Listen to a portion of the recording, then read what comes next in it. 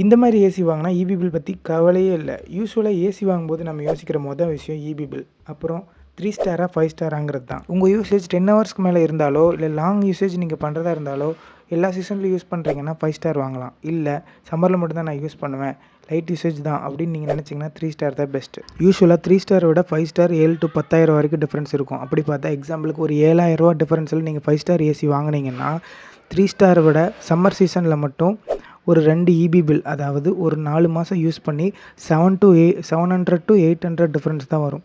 அப்படி பார்த்தீங்கன்னா நீங்கள் சீசனல் மட்டும் யூஸ் பண்ணும்போது 3 ஸ்டார் தான் பெஸ்ட்டு. பிகாஸ் நீங்கள் 5 ஸ்டாருக்கு பே பண்ணுற 7,000 rupees எக்ஸ்ட்ராவை நீங்கள் காம்பன்சேட் பண்ண 5 to 6 இயர்ஸ் ஆகும்.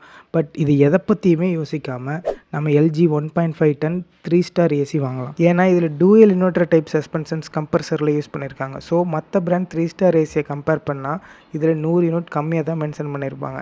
சில பிராண்ட் 5 ஸ்டார் ஏசிலேயே 800 யூனிட்டுக்கு மேலே மென்ஷன் பண்ணியிருப்பாங்க. அது மட்டும் இல்லாமல் இதில் இருக்கிற டயட் மோட் கம்ப்ரஸரை 250 வாட்ஸ் கம்மியாக ஓட வைக்கும்.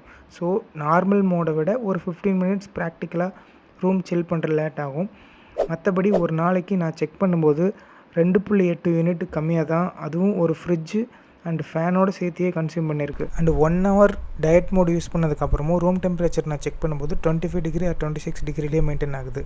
இது ரொம்ப ஒரு சூப்பரான ஃபீச்சராக நான் ஃபீல் பண்ணுறேன். இன்னொரு விஷயம் என்னென்னா 3 ஸ்டாரில் மட்டும்தான் இந்த டயட் மோட் கொடுத்துருக்குறாங்க.